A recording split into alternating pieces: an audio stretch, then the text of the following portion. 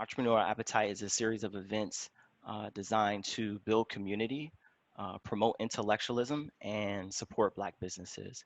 And so, for the past 2 years, we have been working to support Black businesses here in San Antonio.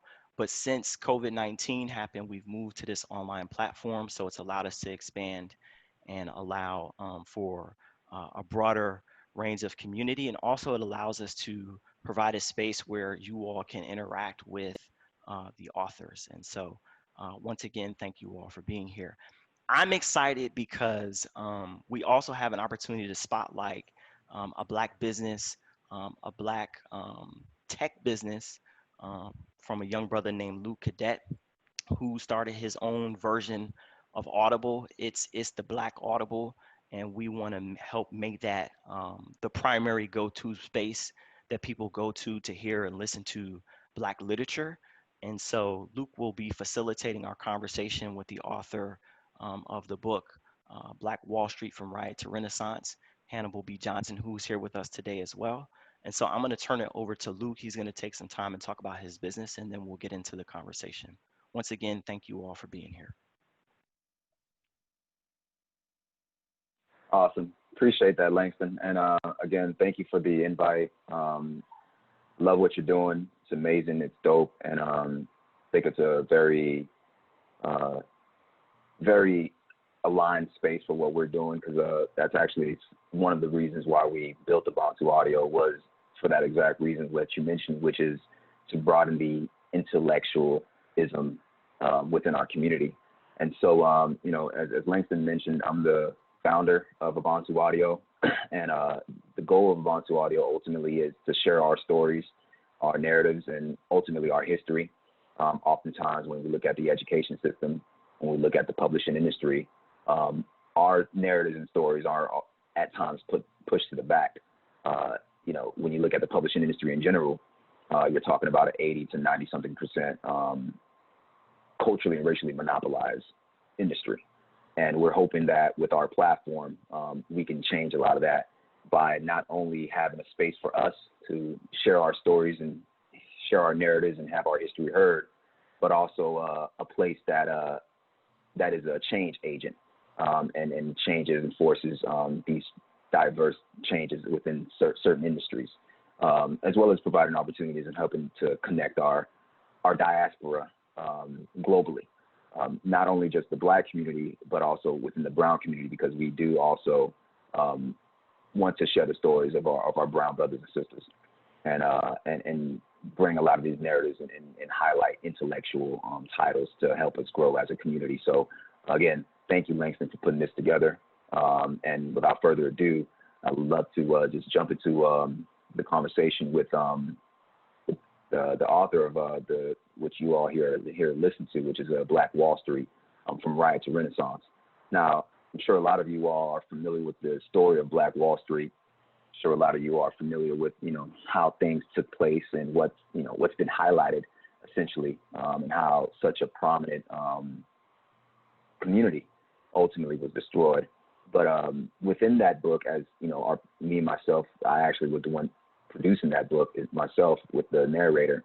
And as we listened to that book and you know, digested a little bit during the production process, there were so many key points to it that really, at times, really made us upset, but almost made us cry. It was somewhat of an emotional roller coaster. This book was producing it, and so it's an honor to get a chance to speak to Mr. Hannibal B. Johnson, the author of this book, and actually get some of his thoughts. So without further ado, I guess the first question I'd have for you, Mr. Johnson, is what inspires you to actually write this book? So I moved to Tulsa in the mid-1980s out of law school at Harvard, and came to work for a private law firm. But I've always been engaged in the community.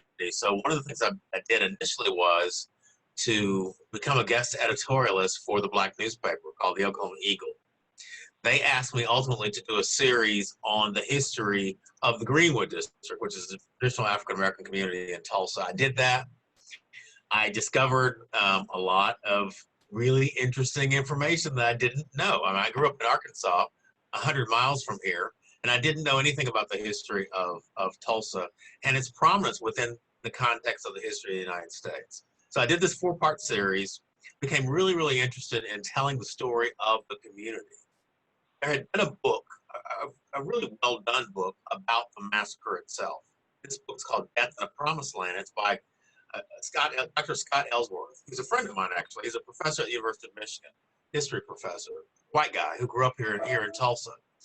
His book, again, focused on the massacre. It was called the Riot at that time. And I wanted to tell a more holistic story about the community in which the massacre occurred. Because Right. contextualizing the event is key to understanding not only the event, but the community writ large. And so I wrote this book, Black Wall Street from Riot to Renaissance in Tulsa's historic Greenwood District. I wrote a couple of years later a book called Up from the Ashes, which is a pictorial illustrated book for kids written on the 3rd grade reading level. Because remarkably, 2nd, 3rd, 4th grade kids, they're able to understand the rudiments of this history, which is grounded in sort of basic constructs like right and wrong, good and evil, et cetera, et cetera. They get it, and they can discuss that. So, and subsequent to that, I did a couple more books specifically about this history. One is a pictorial narrative called Tulsa's Historic Greenwood District, Images of America. And then most recently, I had a book that came out really, literally a couple of weeks ago, Black Wall Street 100, An American City Grapples with Its Historical Racial Trauma. And the point of the new book is to talk about how Tulsa has, or in some cases has not, worked to heal the wounds of its history. That's beautiful. So this year is the 100th year anniversary of the Tulsa riots. Well, next year, actually. So the actual anniversary will be May 31st, June 1st, 2021. Got it. Okay. And that's you said that's the new book that you're working on right now, or that's out right now? It just came out a couple of weeks ago. Awesome. It's available on Amazon. Yeah. Go ahead. I'm sorry. It's available on Amazon. I always cite Amazon because it seems to be the easiest way and the quickest way to get books. So. Right. Yeah. Awesome. Yeah, for sure. It's definitely easily accessible. That's for sure. And we definitely want to leave some room for you to actually elaborate a little more on that title as we approach the end of the conversation. So with that being said, and thank you for that response. It's good to hear, from the author specifically, the reasons why they went about, creating these titles and what they may have learned from it. So what are some of the things, because you said you learned some things that you weren't necessarily aware of. So what are some of those things that you did learn within the book? Well, early on, I had no knowledge whatsoever that the massacre ever occurred. That would, which is amazing since I grew up 100 miles from here in an adjoining state of Arkansas. Number two, and I think this is still an issue with respect to people who learn about the massacre. They don't understand that what's really remarkable here is the indomitable human spirit. It's the fact that these Black folks here in Tulsa, they built something remarkable. So they had vision. They suffered through an unspeakable calamity, yet they vowed, "We shall not be moved." And they rebuilt the community. And the community as a business community, as a business and entrepreneurial community, comes back bigger and better than ever in relatively short order. I tell people they started rebuilding even as the embers from the massacre still smoldered. So in 1925, just 4 years after the conclusion of the massacre, this community in Tulsa hosted the annual meeting of the National Negro Business League. The National Negro Business League was Booker T. Washington's Black Chamber of Commerce. They held their national meeting here in Tulsa in 1925, in part as a show of solidarity with the community. But it's also a testament to the level of the rebuilding in remarkably short order after the devastation. The community peaks as a business community, as an entrepreneurial community, in the early to mid 1940s, when there are well over 200 documented Black-owned and operated businesses in the Greenwood district in Tulsa. Right. That's amazing. And that's actually one of the things that I learned while not only producing the book, but going back and listening to it, was that from what I hear and what I read is that the height of it was actually in the 40s. Right. Not necessarily at the time that it got, burnt down. And that really shocked me and surprised me, because again, the what's always talked about is, like I said, the riot and how it got burned down, but the aftermath of what that looked like and what that rebuilding looked like, that regeneration, to use your words, looked like, is never really touched or talked about. And I definitely want to get into that part a little later on during the conversation, because I think there's a few key points that I got from that I think overall, as we walk away from this, I think it's going to be important for us as a community, as a people, to really sit and ponder on as we go into the weekend. But so when they began building, how was it that they even established something like that? Because it's pretty impressive, because even though the 40s was probably its peak, it was pretty impressive even in the teens or early 20s, that a community of Black entrepreneurs were able to build something and of this magnitude. And another thing that I took away from it was the amount of just the sheer amount of Black ownership and businesses that we had at that time. You're talking about Black bus stations. You're talking about Black taxi cabs, and the innovative ways that they were able to create these companies. In fact, as I was listening to the book, I was like, so basically Black people created Uber before there was an Uber. You know what I mean? Because you had these Black taxi cabs in the ways that they were being innovative in the ways that they created these companies. So could you speak a little bit more about the sheer magnitude of the amount of businesses, from the bus stations to the theaters to the taxi cabs, to like how was it that this Black community, not so far removed from slavery, was able to build such a massive amount of businesses? Well, one thing I like to tell people is that, as a practical matter, this was much more of a Black Main Street than it was a Black Wall Street. Mm-hmm. People, when they hear the term Wall Street, they associate it with Wall Street in New York City, which is sort of about banking and investment and such. Mm-hmm. This was not that. This was a community that was rife with sole proprietorships, small businesses, and service providers. So you had concentrations of doctors, lawyers, dentists, pharmacists.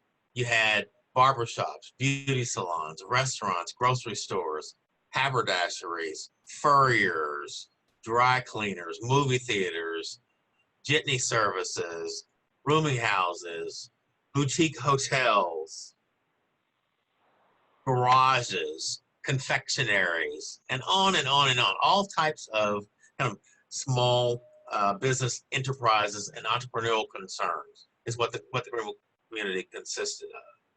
Now, just if we back away from that a couple of steps, I think it'll help us understand how the community was able to become successful.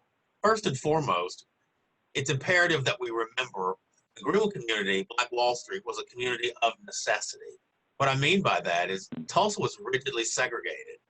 So it wasn't possible for Black folks to fully engage with the principal economy. So they had to create their own insular, separate economy, literally across the railroad tracks from downtown Tulsa, and they did that. Another point that's really salient here is that many people don't understand the complicated relationship between Black folks and Native Americans. Many people don't know, for example, that when the 5 civilized tribes, the Cherokee, the Muskogee Creek, the Choctaw, the Chickasaw, and the Seminoles, were removed from the southeastern United States into Indian Territory, which is what Oklahoma is today, a number of folks who came with them were black folks, because all those tribes engaged in the practice of chattel slavery. So they had black folks living among them as slaves, and most of those tribes also had black folks living among them as free persons. So after the Civil War, and the 5 tribes officially sided with the Confederacy during the Civil War, they executed treaties with the federal government. The federal government ultimately broke up the tribal land masses and allocated individual land allotments to people who were members of the tribe. Well, part of the conditions for those treaties after the Civil War is you tribes, you Muskogee Creek Nation, you Cherokee Nation, you must adopt the people you formerly enslaved as tribal members. They did that, and those tribal members received land allotments. What is a land allotment at the end of the 19th century and the beginning of the 20th century? It's an accession to wealth, particularly in the agrarian economy. So a lot of the relative wealth that black folks in Oklahoma, what's now Oklahoma, have is traceable back to the fact that they have ancestors who were part of the 5 civilized tribes who received land early on in the 20th century because of the Dawes Act. So that helped support successful business communities, not just in Tulsa, in Black Wall Street, but there was a successful business community, black business community, in Muskogee, Oklahoma, 50 miles from here. There were successful black business communities in many of the all-black towns in Oklahoma. And Oklahoma, throughout its history, had more than 50 all-black towns. So black folks in Oklahoma actually had, in some ways, a leg up on black folks around the nation. Because black folks around the nation didn't get that 40 acres and a mule. And a lot of the black folks in Oklahoma got 160 acres because of their relationship with the tribes. That's very insane. Complicated. And I definitely understand. And it's interesting. We not to go off subject, but we actually have I think another book of yours that we're producing right now. We're getting ready to go out, which is Acres of Aspirations, the All Black Towns of Oklahoma. Right. So that title is actually going to be coming out, and it speaks a lot about that. And we have another title called Apartheid in Indian Country, that I think is a very powerful piece of work that illustrates how some Native Americans and some of the separation that was caused within these two communities. But that speaks a lot of volume. So because these African Americans or enslaved Africans at the time were enslaved by these Native American tribes, and because these Native American tribes sided with the Confederacy, when the Union overcame, would you say that was kind of like a disciplinary act on the Union? To say, hey, since you guys sided with the Confederacy, you have to give these black people here that you own as slaves ownership, because it almost feels like they didn't necessarily do that to the rest of the country as was promised. So what are your thoughts on that?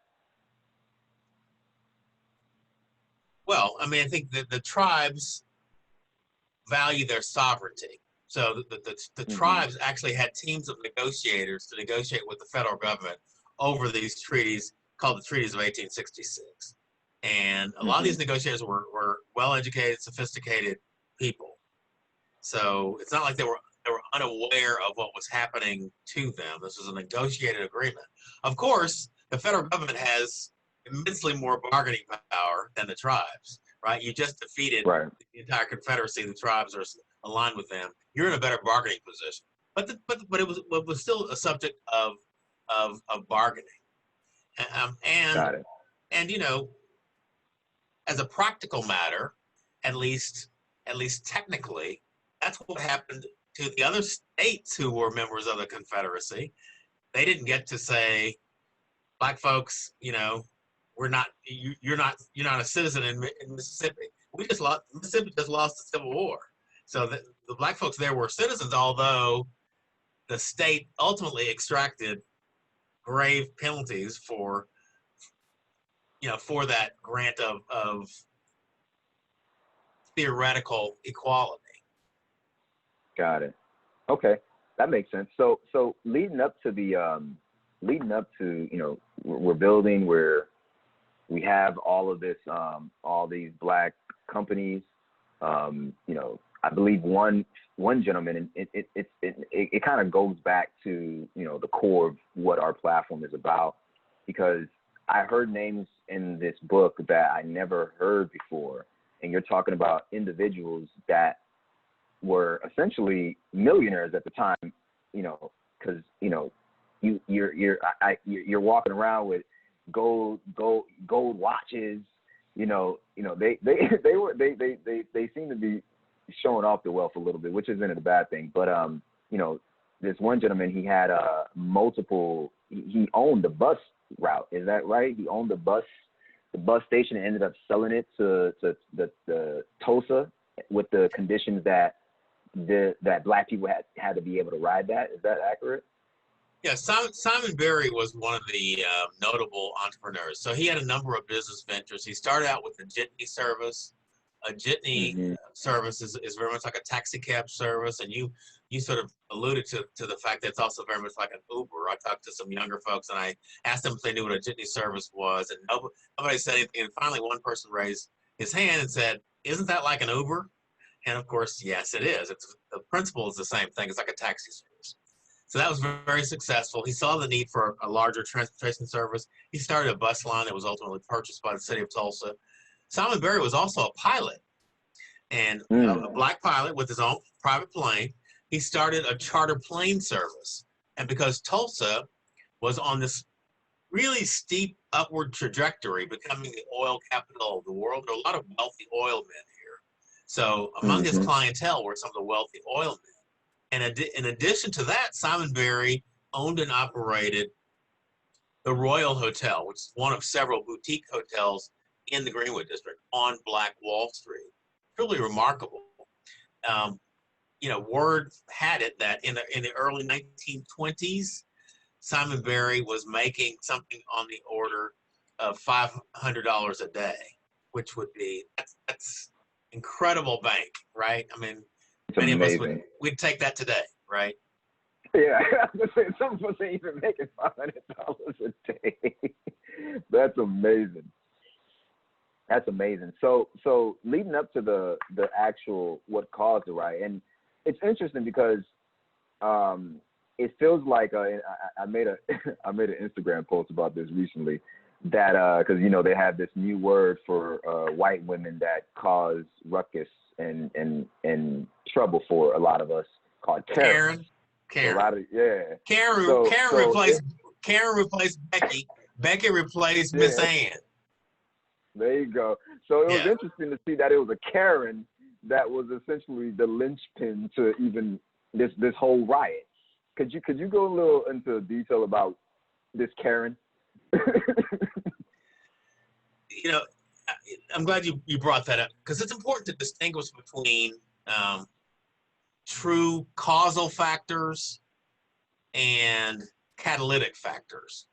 So when I talk about causal factors, I'm talking about the foundational elements that led to the community disruption that caused that really caused this event. So let me just tick off a few things that are causal, really substantial causal factors. One is the state of race relations in America during this period. Sociologists and historians often refer to the period as the nadir of race relations in America, the low point of race relations in America, because primarily of a proliferation of events that were called race riots throughout the nation. The summer and fall of 1919 were named Red Summer by James Weldon Johnson of the NAACP because there were so many of these so-called race riots in the United States. New York, Philadelphia, Washington, D.C., Omaha, Nebraska, Elaine, Arkansas, Longview, Texas, Chicago, Illinois. I could go on and on and on. The other thing that's happening simultaneously is lynching. Lynching is a form of domestic terrorism. It's perpetrated primarily against black folks. So the point of lynching is not simply to punish an individual, but rather to send a message to the group to which that individual belongs. It's to reinforce white supremacy. That's the whole basis of lynching. So all that is going on during this period. So the state of race relations, the sort of systemic structural race relations problems in America is a foundational cause, as is what I call land lust. The Black community in Tulsa sat on land that was valued by other folk in Tulsa, corporate interests and railroad interests. They wanted to move the Black people off the land, move them farther north, take the land for what they considered to be higher and better uses. The Klan, the iconic domestic terrorist organization, had a presence in Tulsa in the early 1920s, swelling through the late 1920s. So they were a factor. What I call cognitive dissonance, or just garden variety jealousy.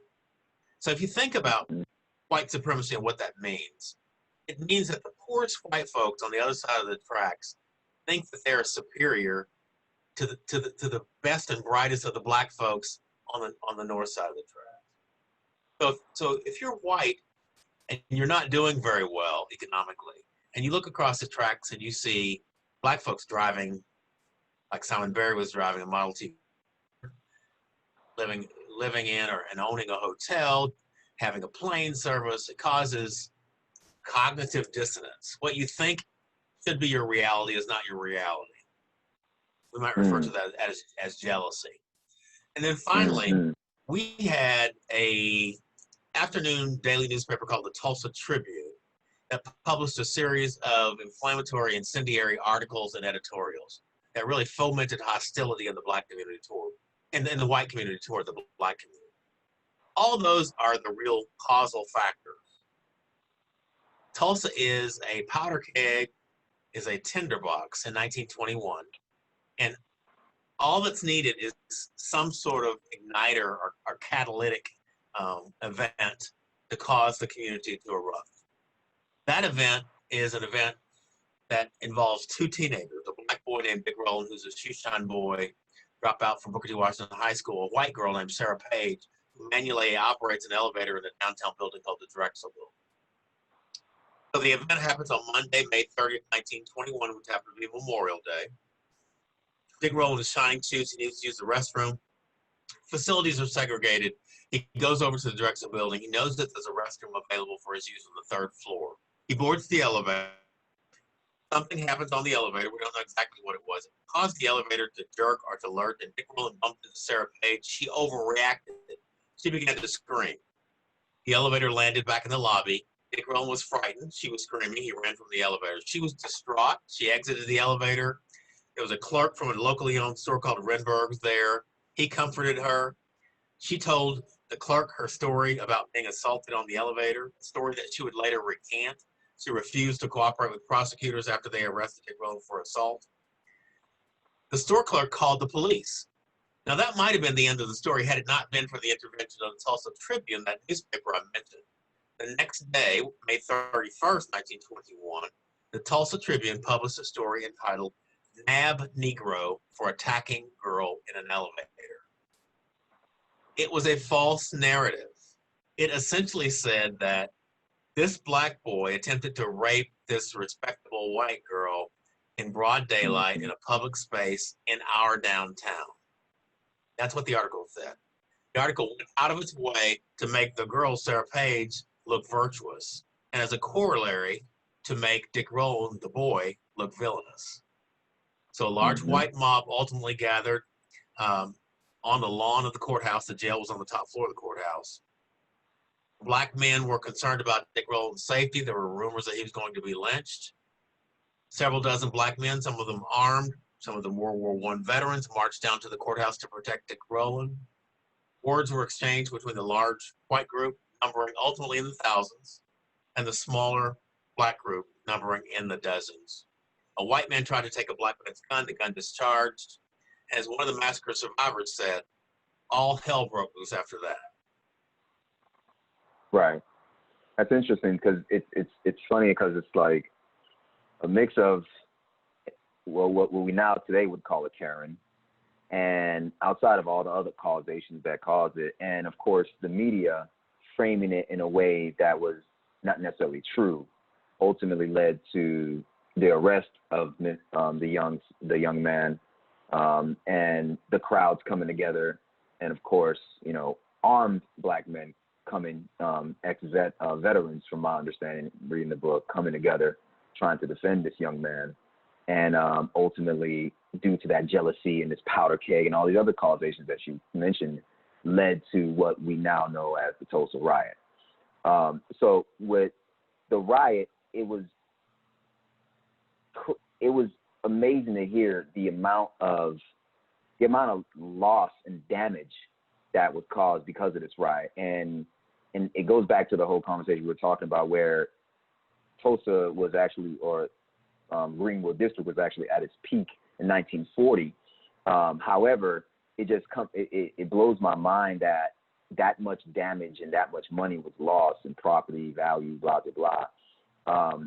But yet in the 40s, they were at their peak. So it makes me think that if this never happened, how much more further, how much more success would they have had in the 1940s if they were able to pass down this money, this real estate, this land to their children, as opposed to essentially starting from scratch.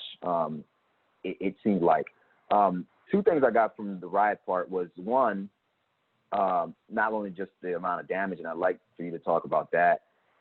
Two, there was a snippet in the book where you have some white people, they're basically looting, which is interesting enough because now they're talking about protesters are looting now, and it's like, we learned that from you, if anything.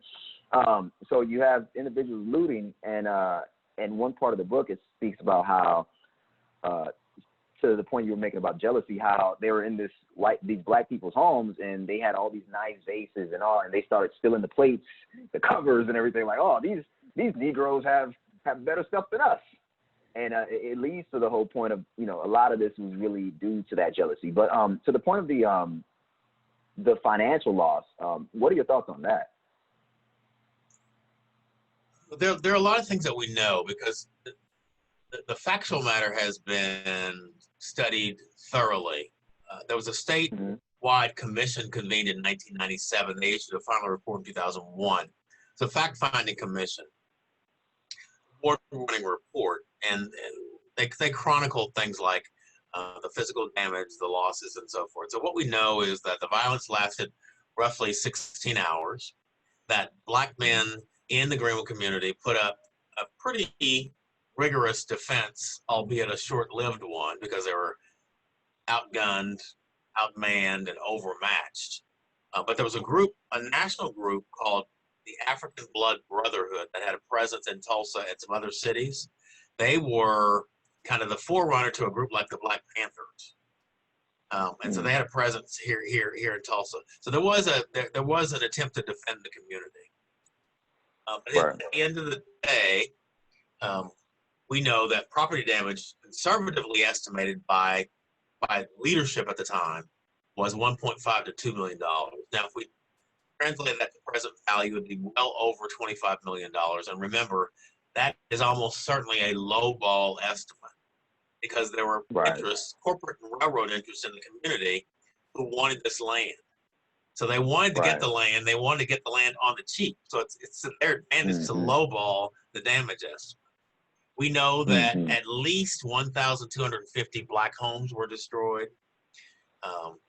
We know that businesses, churches, schools, and library were destroyed as well. We know that black folks were put in internment centers, very much like people of Japanese ancestry were interned during World War II. They had to have a green card, literally a green identification card, countersigned by a white person who was willing to vouch for them to get them out of these centers.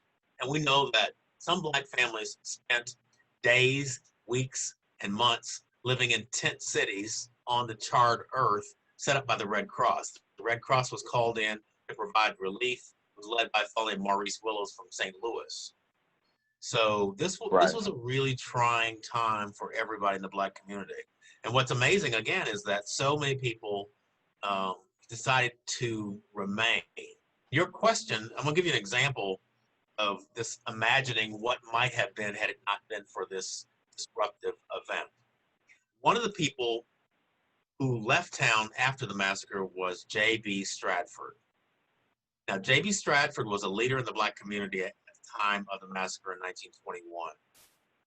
But although no white person was ever charged and convicted and spent time in jail for any offense related to the massacre, about 5-6 dozen Black men were charged with inciting the riot, inciting the massacre.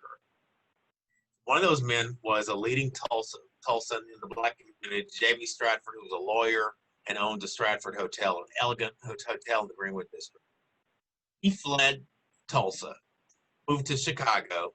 His family became incredibly prominent in Chicago, is still prominent in Chicago. In fact, his great-grandson is John Rogers, who's known for his investment prowess in Chicago, one of the leading Black investors in the United States.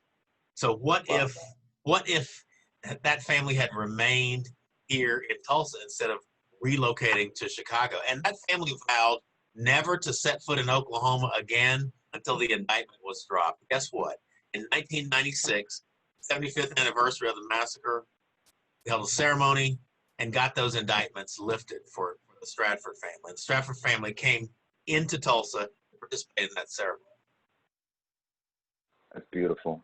That's beautiful. And that's what I'm saying. So it's like, it's not just damages, it's the overall, impact of this, what this had, just from a historical standpoint, because if this never happened, who knows where Tulsa would be and what type of city it would be and what type of, community we would have there as Black people, right? So another interesting fact that I remember reading on the book is that I think it was the church specifically that, they didn't even take any insurance money because of their level of integrity and pride. And, it just, to me, it was like, wow, after all this happened to us, we still have enough dignity to say we're going to pay every single dollar because that's just the type of people that we are. And that really touched my heart. Yeah, let me just clarify that. The story you're talking about is Mount Zion Baptist Church. It was a new church at the time of the massacre. It's about 6 weeks old. It had been built, but it cost roughly, people think, around $85,000. A lot of money at the time. They had borrowed $50,000 from a single individual, so they had a mortgage on the facility. It was beautiful. And I've got letters from white folks who lived in the vicinity talking about the grand church and the Black community and so forth. So unfortunately, one of the rumors that was going about town during the period of the massacre was that this church, Mount Zion, was being used to house weapons for the Black community. So when the large mob came across the Frisco tracks, burning and looting and shooting, they went to Mount Zion Church, this beautiful new church, and set it on fire and burned it down. So after the devastation, I tell people the congregation had a number of key decisions to make. So the first question to ask and answer is, do we still have a church? And of course the answer is, indeed we do, to the extent that we still have members. We are the church, not the edifice is not the church. They met in private homes. They asked the next question, do we have insurance? They had an insurance policy. Guess what? Insurance policies back in that period, it was very common for there to be a clause in the insurance policy that says, we will not pay out if the damage is caused by riot or civil unrest. That's why the term riot is so important. The next thing they did was ask, can we consult a lawyer about some sort of strategy to unload this mortgage? And they could, and they did, and they thought about it. Lawyer told them, yeah, there's a legal strategy called bankruptcy. Process you through this legal strategy. You can, at worst, reschedule your indebtedness and make the burden a little bit lighter for yourself. The congregation leadership met and decided they had a moral obligation to repay in full this individual who had lent them $50,000. So they came up with some really creative fundraising strategies. It took about 30 years, but they raised enough money to pay off the mortgage and to build a new structure. And it's still a viable part of the community today, Mount Zion Baptist Church. That's amazing. Yeah, that was a beautiful story. I mean, to come from something like that and just to to still be able to build something and pay it back after what happened to you when you should really have been compensated. Again, that's just spoke volumes to the character of our community, really. So one other thing, and because I want to make sure that we have time to speak on your new book, one of the things that I got from the book is going to the regeneration ultimately and how it became successful in the 40s. One thing that I got from it was, like you said, it reached its peak in the 40s, and from my understanding, it was essentially the oil industry that did that. But the biggest piece that I got after it became so successful is what caused its decline, really. And you said in the book specifically, and this is the part that I want a lot of people to take away from this, and just sit on this and think about this in the future. Is you said in the book that desegregation was the key that unlocked the black dollars to flow into these other communities, and at first it was drip by drip, and then it was a flood. Could you go into some detail when it came to that? I think for some people it'll be ironic that something we fought so hard for, integration or desegregation, is something that really sped up the demise of this successful Black business community. But it's not so strange if you think about, again, why did this Black community exist as a business community in the first place? It exists because the mainstream economy was shut off to us. And we had to create something of our own because we had people who wanted to offer their services. We had people who wanted to sell their wares, and they weren't able to do that elsewhere. We had people who wanted to be consumers and purchase services and purchase wares. They couldn't do it elsewhere. When integration or desegregation comes along, we are able to find goods and services outside the confines of our community, often at better price points because of economies of scale and other kinds of economic factors. And we're excited that we have this whole new world opened up to us. So we spend outside the community, not necessarily being conscious of the fact that we're undermining the financial foundation of the community as we let our dollars flow outside the community. Because guess what? White folks are not coming into the community bringing their dollars like we are going outside the community and spending our dollars. So if it had been a mutual and equal exchange, that might have been different. But that's not the way the world works. So integration, desegregation is a negative factor in terms of the economic well-being of a successful Black business community. I would pair that with another phenomenon that happened, and all these structural things, they're not things that are unique to Tulsa. These happen in cities all across the United States. Especially the next factor, urban renewal. Right. So in Tulsa, a lot of the old timers call it urban removal because urban renewal initiatives of the 60s and 70s primarily often had adverse effects on communities of color. And that's in part because communities of color historically have been relatively voiceless politically. So the mechanisms of the government can come through with relatively little resistance and do whatever they want to. And what happened in Tulsa is they built a highway right through the heart of what was a successful Black business community, Interstate 244. Didn't think anything of it. I mean, and now it's just painfully obvious what a devastating impact that highway right through the heart of the community had on the economic health of the community. Wow. So it's really those two things, the urban renewal or urban removal, or in some instances, what we're looking at now is gentrification, as well as desegregation and us flowing those Black dollars back. Is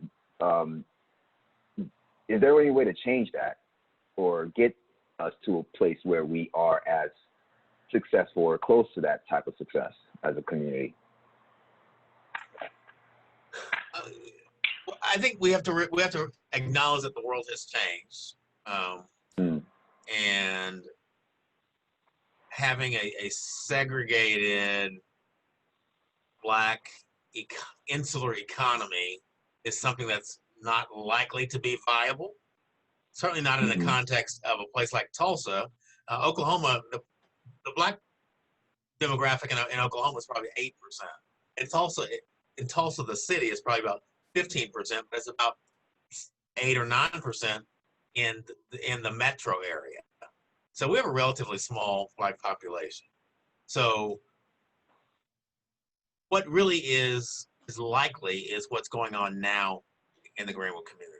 That is, we're holding on to the legacy of what was, and we're working to use what I call the Black Wall Street mindset to leverage economics and entrepreneurship among a whole new generation. In other words, if we actually teach this history and help people understand that you have forebears 100 years ago who are doing incredible things, even by today's standards, against odds that you will never face, that should be inspirational to people who feel challenged and feel unable to break into to the economic system that we have today. So that's kind of what we're doing. The community is a fully integrated community today, and most of the land is not technically owned by Black folks. So it's a Black historical community, but as a practical matter, it's an integrated community, and it's really diverse in terms of what's there. So they're residential, commercial, educational, cultural, arts, religious, on and on and on. So it's really about celebrating the legacy and leveraging the legacy to teach a whole new generation that they can be successful. They don't have to be tied to the Greenwood district to be successful. They can be successful anywhere. You can get this knowledge here and go to Atlanta or Buffalo or anywhere and do your thing.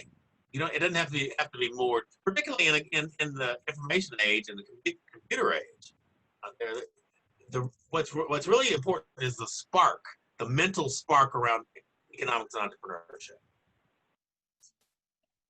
Thank you, Right. Hannibal, and thank you, Luke. I'm gonna jump in because I want to give the audience an opportunity to ask some questions. So those of you who are in the audience, I want you can either unmute yourself, or you can type your question in the chat. If you unmute yourself, just feel free to ask. If you want to type it in the chat, if you're shy, then I will pitch the questions to the two guests today. And then maybe Hannibal, if you could, in one of the questions, because I want to respect your time, tie in some information about your new book as you answer one of the questions from the audience. So if you have any questions, feel free to ask. Michael Nelson, I think you had one. So if you want to unmute yourself, you can, or I can ask it for you from the chat.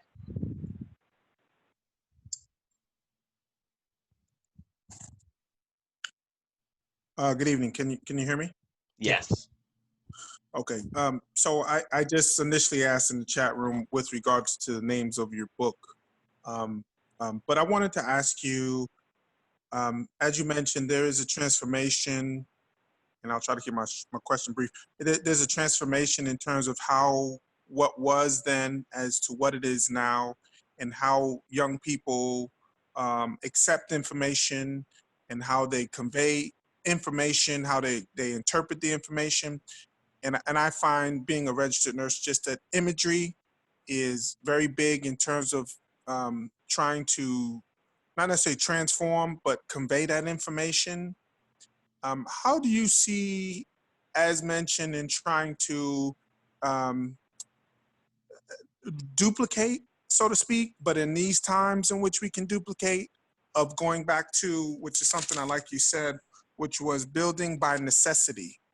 I think that what you mentioned was key and was very interesting to say, because if we look at it that way, as simplistically as it sounds, it really makes sense in order for us to reinvest in ourselves. So I don't know if that was a question, but if it was, if you could, like I said, just thinking about the past to now and getting our younger people to think about in ways in which they now take in that information of imagery. And so how can we transform that? How can we get younger people to believe in that?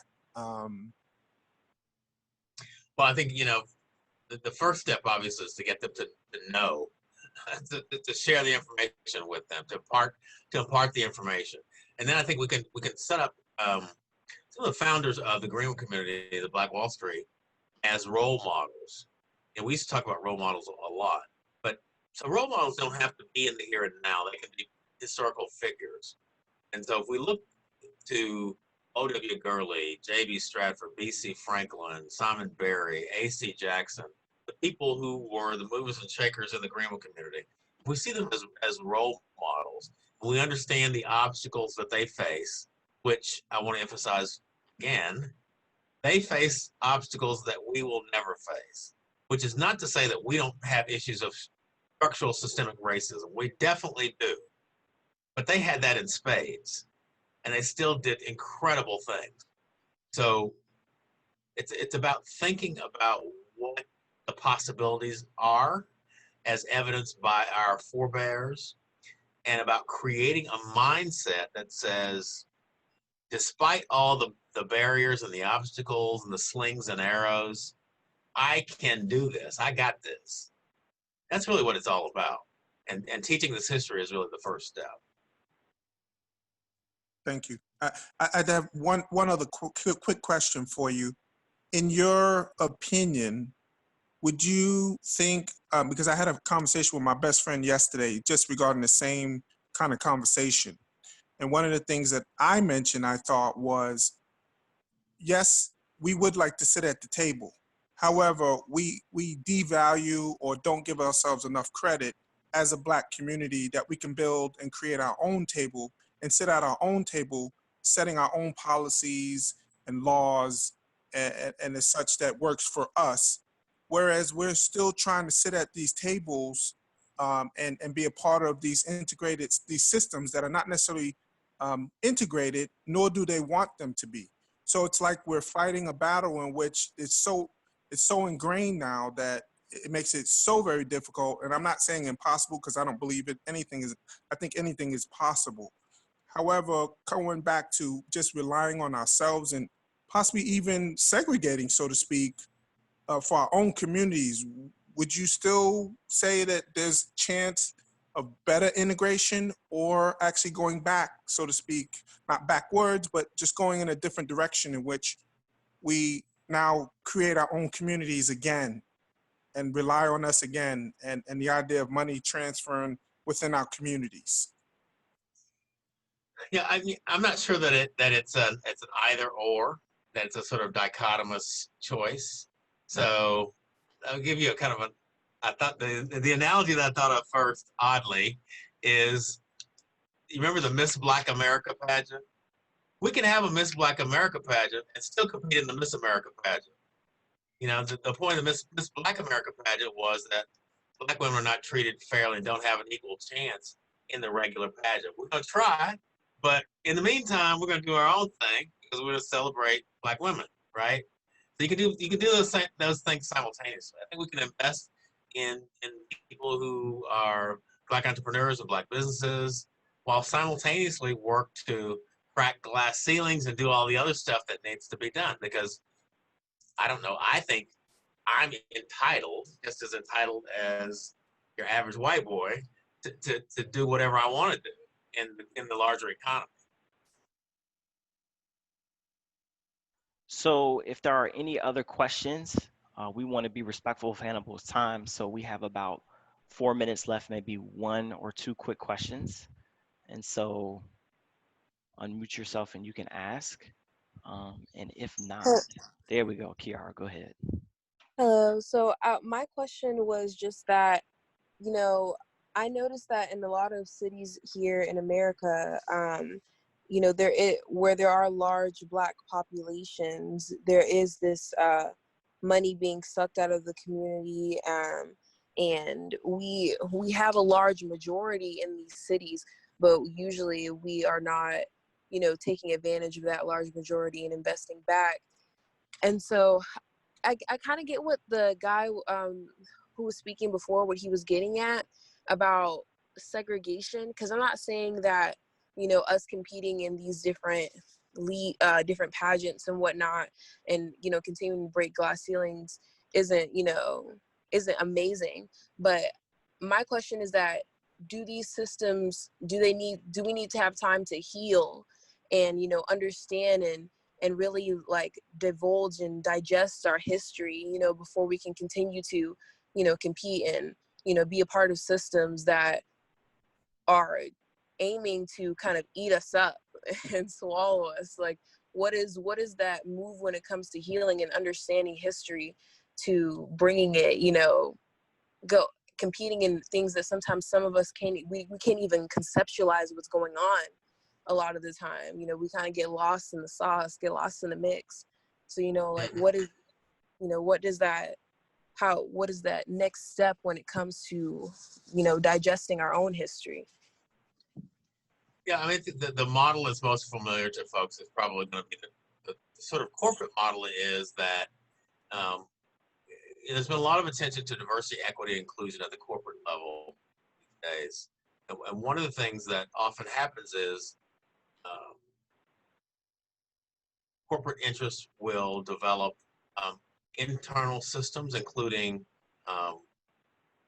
business groups, or sometimes called affinity groups. So you might be an X corporation, you're Black. There's an affinity group of Black people who meet regularly to talk about things that are of shared interest, particularly among Black people, in a safe space, so Black people can engage with one another. Yet they're still part of the main. So that's the kind of corporate way of recognizing what you're saying, which is sometimes there are issues of particular importance to a particular dimension of diversity. Those people need to be in a safe, comfortable space talking with one another so that they can decide what issues need to be addressed in the context of the enterprise. And then they can come back together with the main group and share that information. So that kind of support network is important. I think it is important, not just in the corporate context, but more generally. Thank you, Kiara. So I'm gonna go ahead, Letitia, ask your question really quickly, and then that will be the last question for the night. My question is similar to one that was asked, but I had written my question out too. So my question is, what's the solution for overcoming the sense of powerlessness? So Black people were thriving in Tulsa, and a group of white people decided to burn the place down, kill indiscriminately, and the Black people who survived had to be validated by their white employees.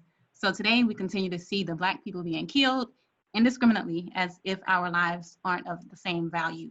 So how do you overcome that sense of just powerlessness? Like, no matter how good you are, you can be a great employee, you can be a great Black person, period. And it's like at any moment, your life can be gone as if you're of no value. So how do you overcome that? And how do you share that with, your children who may be dealing with the same feelings? Yeah, of course. Now, if I could answer that question, I would be a billionaire many times over.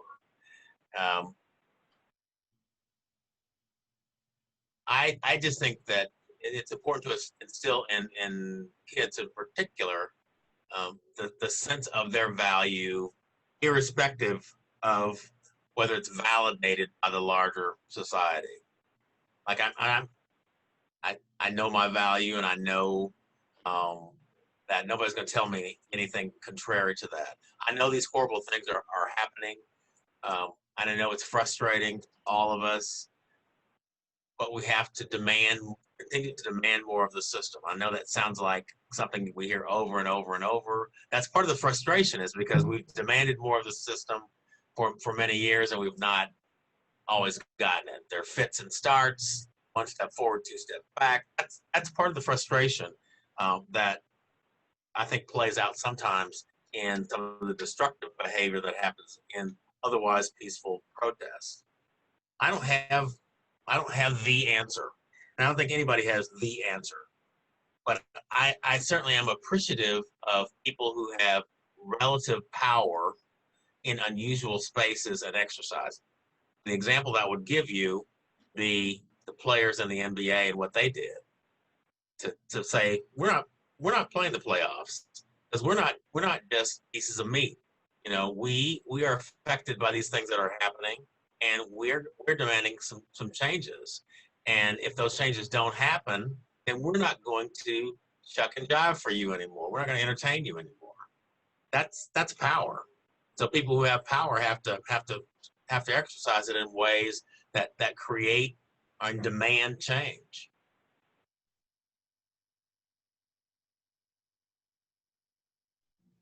Thank you, Hannibal, for being with us. Thank you all for asking those questions. Thank you, Luke, for being with us today and hosting. Hannibal, if you want to leave, you're more than welcome to do so. If the rest of you would stay on, what I'm going to do is I'm going to prompt us for next month's discussion. And so we'll give you more information about Hannibal's upcoming book. I have a slide to share about all of that. And so if y'all know how to use that hand clap feature, that would be really dope if we could go to reactions and just give both. Yeah, that's right. And, a good send off is nice, yes, right? Yes, and Luke, a good hand clap. And what we might do, Luke, if it's okay with you, if after we go through and people want to ask you more questions about Ubuntu Audio, y'all are more than welcome to do that. If Luke, if you're cool to stay on a little bit longer. All right, thank you. Thank you. I appreciate All right, bye. So I'm gonna go ahead and I'm gonna figure out how to share all of those things and provide more opportunities to showcase Black businesses and Black authors. So to answer some questions that were in the chat, the new book by Hannibal Johnson is called Black Wall Street 100, An American City Grapples with Its Historical Trauma. And so that is sort of I guess it's one of the sequels to the original book, From Riot to Renaissance. And so I will ask that you all, take some time and check that out. I think it will be on Ubuntu Audio. And so you all will have the opportunity to listen to that. Also, if you all registered on the Eventbrite, you have the opportunity still to get access to a discounted membership to Ubuntu Audio for the rest of this month. So if you didn't have the opportunity to listen to the book, you can do that now. It's only about 6 hours. So that's a few podcasts in the next 2 or 3 days. So take advantage of that. And if there are any questions for Luke, you want to ask him about how he got his business started, maybe we'll take 10 minutes and folks can ask you some questions about what you're trying to do with Ubuntu Audio. Appreciate that, Langston.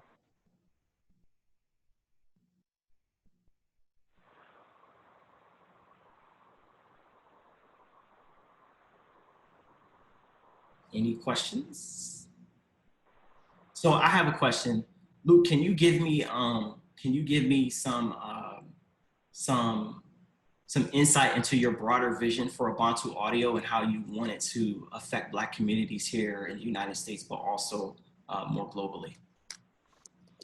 Yeah, so it's really layered. So the number one, I think, biggest impact that I really want to make on the community is really just to have a centralized location where we can hear our stories, our narratives, and really get a sense of what our history is. There's a lot of books about our history. There's a lot of, stories about our history, not only here in America, but what our history was before we were taken from our homelands and brought here. And so I really want to find a way to create a platform that makes these titles a lot more, not only easily accessible, but also easily digestible. And so with that knowledge and information, that knowledge itself, it'll help for some of the young generation coming up, especially, and some of those of us that are older that may not know the history. It'll help us kind of see ourselves and view ourselves a little different, obviously. And most importantly, some of the books that I want to add on there may not necessarily be Black books per se, but they're books that are very strategic. So, for example, there's a book that that's called The Lean Startup, right? And to me, the way that we're going to get out of this system outside of just a full-on revolution that I don't think as a people we're really, really prepared for is going to be to strategically map ourselves out of the system and put ourselves in certain positions to where we have power, because and unfortunately power doesn't concede until it's demanded. And in the system that we're currently in, we have to be strategic, and that's what one of my goals is to put titles on the platforms and that will impact us and impact our mind to be a lot more strategic while also understanding who we are as a people. You know what I mean? Because you can't know where you're going if you don't know where you came from, right? So that's number one. Number two is really, I feel that there's at times a disconnect between Africans here in the States, as far as Africans in the Caribbean, Latin America, and then Africans on the continent. There's a disconnect because, you know, we don't get enough Black history here in the States. Like, we're still trying to figure out all the history that we weren't taught in school, you know. And so if we don't know even our own history in the States, and we don't know history in the Caribbean, and the Caribbean is literally right there, you know, I'm sure the Africans on the continent aren't really getting a lot of history as far as what happened or what is happening in this country. So when they come here, they might not necessarily be fully aware of, you know, not only the accomplishments and the struggles that Black people have to face and build up, but they may not truly understand and appreciate the value that African Americans have had essentially fought for all people of color to have the freedoms that they have now. A lot of Black people died for these freedoms, and it's important for that fact to be known within the diaspora globally. But at the same time, in the same breath, because we don't even understand the deep history. I mean, like Hannibal was mentioning, like, you're talking about entrepreneurs back then in the 20s that were making millions of dollars in today's standards that we never heard about. So if we're still trying to learn about the history here, a lot of us don't even know about the history in Africa.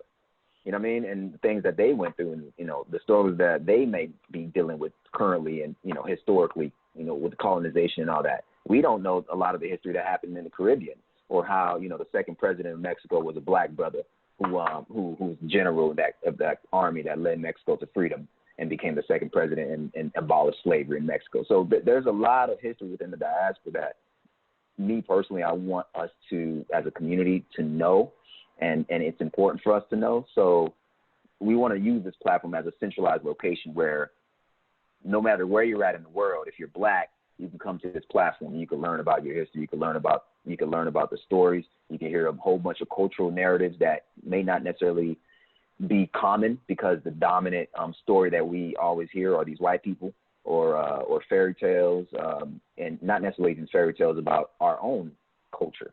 You know, why can't we hear about a story about Shango or Shun, you know, some Yoruba religion based stories? It's always, you know, branded with white faces. And I think that's important for us to take that down and demolish that, or at least have something that stands for us. And so that's really a lot of the aspects of what we're doing. We're trying to partner with HBCUs, so that way, you know, you're talking about an audiobook industry that's growing double digits every year. At the end of this year, it's going to be a $3.9 billion industry, and it's growing. It's important for us to be in these industries. It's important for us from an economic standpoint for us to have a financial stake in these industries. And it's even more important for us to own something in this industry that's going to give back to the community. And that's the last piece, is really to take what Dr. Claude Anderson said. You know, you got to build your businesses on the first floor, right? You take that money from the businesses and you pay out those politicians, you rent them out, and you start changing legislative laws here, because in America, the dollar equates to power. And with that money that you use to rent out these politicians, you change laws that are going to be more beneficial for our communities. And then from there, you take that money from the first floor and you start building your media. You know what I mean? Luckily for us, audiobooks is a source of media. So we're trying to kill three birds with one stone in a way. And then on the fourth floor, you know what I mean, you start, in my opinion, you start creating institutions that can help educate our people. So it's a very long-term solution that I have in my mind. I try to be quiet with it. I can share with you all, because you all family. But it's a very long strategic goal that we're trying to accomplish here. And we're going to leverage, these white corporations and their so-called feelings for so-called diversity. We're going to leverage that in order to empower ourselves and empower our people. So that's what we're trying to do with Entrepreneurial. Sorry for being long-winded. No, that's fine. That's fine. One of the things. Go ahead. I'm just curious, like, how do you choose the narrators? Honestly, they reach out to us, and we send them a script via Dropbox. As long as they have recording equipment and they can narrate a story in a proper way, then we rocking with them, because we're not trying to have certain walls that don't allow our people to get up in here. So we're open and flexible when it comes to the narration, as long as the audio quality is there. And so there's a question from Caleb Davis. So Caleb, do you want to, you can ask your question out loud if you want to. Oh, hello. This is Caleb Davis from Houston-Tillotson University. I appreciate the HBCU shout out. One thing that I'm interested in is creating a knowledge center with pretty much the information that you're collecting, and putting it into a pretty much easily digestible or easy to find references of the information that you're providing. So of course, our goal is to centralize information, as you've been saying, and that's something I think is a good goal for HT as well. But the process in which you find it. To follow up with that, can college students be given the assignment to narrate some of this information as well? So that way, maybe some of that can be, because I haven't looked at everything, of course, but some things can be narrated in such a way where students are actually contributing, maybe as an internship or volunteer. Yeah, actually, you know what? I was talking to Brother James Cooper. I think he's on the call, but it's something that I've actually been trying to set up because, you know, again, HBCUs, they don't get the funding that they need, and essentially, I've been reaching out. I reached out to FAMU, I reached out to Texas Southern, reached out to Prairie View A&M. I reached out to a few HBCUs because what I would like to do is try to institutionalize some of the things that we're doing, especially from what you're saying is from a production standpoint. Because there's a lot of HBCU students that not only have the ability to narrate because they're in acting or, you know, theater, but they also have the ability to produce these via their communication major or their media major. So we would like to try to institutionalize this industry and partner with HBCUs, because this is going to ultimately be a multi-billion-dollar industry in the next 10, 15 years. And if HBCUs can institutionalize some way where students that are coming in, and because we have the contracts with the books, we can give those to the HBCUs, have students narrate them, get paid for it, and of course, in return, give HBCUs some type of royalty payback is what my goal was. You know, we can create a circular, the word I'm looking for. We can create a system that essentially can not only pay the students and build their resume up as far as their ability to narrate. So when they get out of school, like I said, this industry is going to be a very big industry. It's growing double digits. So when they get out of school, they can point to our platform and things that they've done for us and be like, yo, this is what I've done already. And this is the base pay that I was getting paid in college. So now, not only do you have the information and knowledge and the experience, like you were saying, that quote unquote internship, but now you can say, I'm not getting paid any less than this. And with the information that we try to give, a lot of our narrators that come in that are, you know, straight off the street that haven't done this at all, we try to give them the game. So that way, when Penguin Random House hits you up, or any other, you know, company hits you up to do narration work, you know, you'll know what you're worth. And that's one thing that to me is even more valuable. What I'm doing is I'm learning the game. You get what I'm saying? And once you know the game, you know how to play the game. And, you know, we're definitely trying to establish those type of partnerships with HBCUs for sure, because it's needed. Oh, and just to respond to that, I appreciate your answer. Couple of things. One, I've been working with students to create job aids and how to do it yourselves. And a lot of it, some people don't even know how to start looking into their history. But I would love to offer some help and, you know, create some information and resources to better help your project as well. And I work here at HT. I'm now a student, and I went to Howard University, so I'll help in those regards as well. That's lit. I appreciate that, brother. Yeah, I mean, the way I look at it is we all we got. You know what I mean? So I appreciate any assistance for sure. Thank you. So do we have any more questions that anybody wants to ask Luke? Thank you all for asking the questions that you have already, but we have time for like maybe one or two more, and then we'll sign off for the evening. I do want to acknowledge that with Caleb, there is Dr.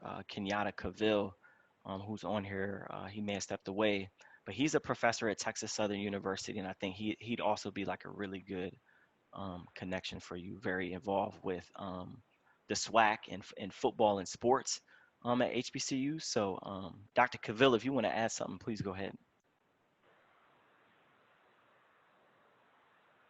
I don't think we can hear your microphone. Yeah. There you go. Can you hear me now? Yes, sir. Yeah. Excuse me about that. Yeah, I'm out here in the garage taking a little darkness there, so apologize about the light. But yes, I'm here, Texas Southern University, professor in the College of Education, Department of Health, Kinesiology, and Sports Storage. Just recently had a joint appointment in the School of Communication. I only bring that up because Langston is reading my mind. I just sent him a text and said, yeah, we can jump on that and talk about that in terms of really understanding how we need to develop that with the school. I'm in a position to have some type of ability to navigate this space, and hopefully I believe that we could probably seriously get something done in regards to our students, giving them an opportunity to really develop their craft in such a way that they can be just as employable when they get out, and even more so, I think it's important to start them on developing entrepreneurial skills in association of what we really talked about tonight in a lot of ways. So I welcome the opportunity. I want to say thank you for the invite. Just getting on the board, and you're doing wonderful work, and I'll be here to support you in any way possible. So I'll plan to continue to meet on these discussions in general, but we can take it off a line and really develop even more in regards to how we can move things forward in what you just talked about. I appreciate that, Professor, and thank you so much. That means a lot because, like I said, we're actually in talks right now with some of the major publishing companies like Penguin and HarperCollins and some of these, and as we start establishing partnerships with them, you know, and we're also working with some brothers and sisters on the continent to begin trying to publish books from Africa directly and put them on our platform. So we don't even need these publishers really ultimately when we're talking about that. So there's going to be a lot of opportunities as far as, you know, books that can be, you know, produced into audiobooks because, you know, not mentioning self-published here in the States, but you have a whole continent of stories that have yet to be, you know, produced and distributed globally. And with these opportunities opening up, me personally, I want to open those opportunities up for our communities, you know, specifically the Black and Brown communities, but of course, you know, my Black community. And I think if there's a way to institutionalize it, and as we scale to bring even more funding to our HBCUs, it's important that we make that happen. So I appreciate you, brother, for the thought and the assistance, and thank you so much. No problem. Yeah, I welcome the opportunity. I certainly like the idea of creating a triad in regards to working throughout the diaspora, connected. I've had a chance to go back to Africa and like the idea. I have a department member that's from Ghana. So we take trips over there.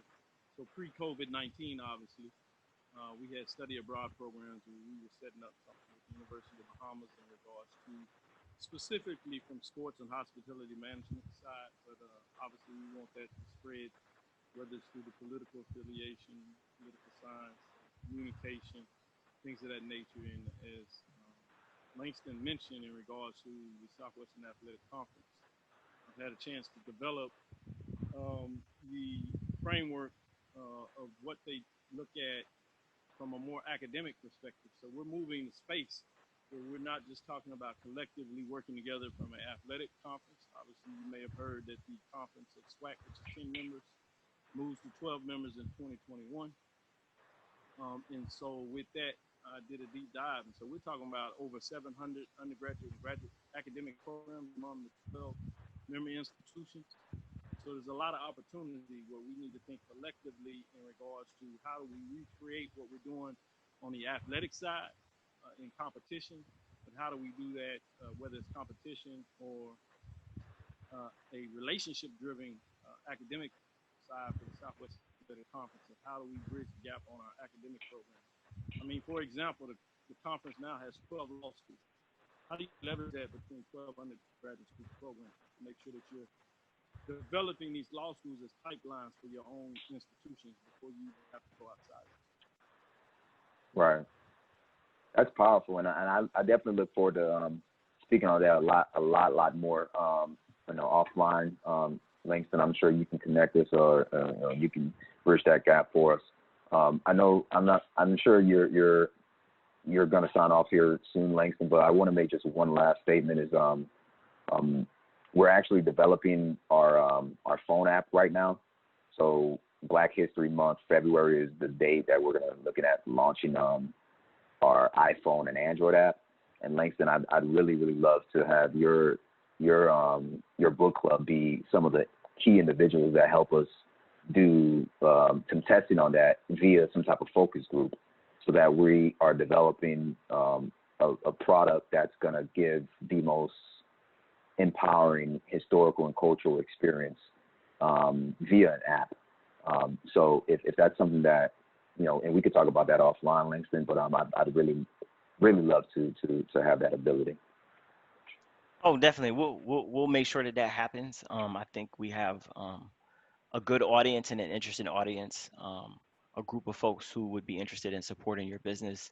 But also, I think the overall mission of what we're trying to do, the people who are a part of the community that we're trying to build are interested in what it is that you're doing. And so I think it would be a great way for us to support a Black business in a way that we haven't necessarily done before. So look forward to the opportunity to do that. Yeah, for sure. So I appreciate you, man. Man, you're welcome. You're welcome. If you all haven't had the opportunity to, again, just want to repeat, if you haven't had the opportunity to listen to From Riot to Renaissance, Black Wall Street from Riot to Renaissance on Ubuntu Audio, you can access it at www.ubuntuaudio.com.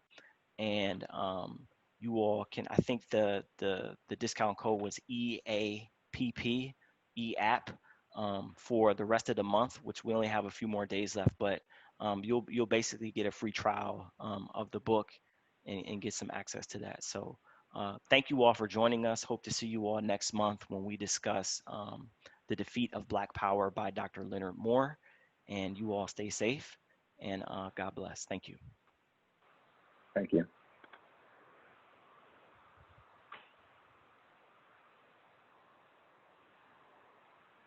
Appreciate that, Langston. Hope you all have a good one.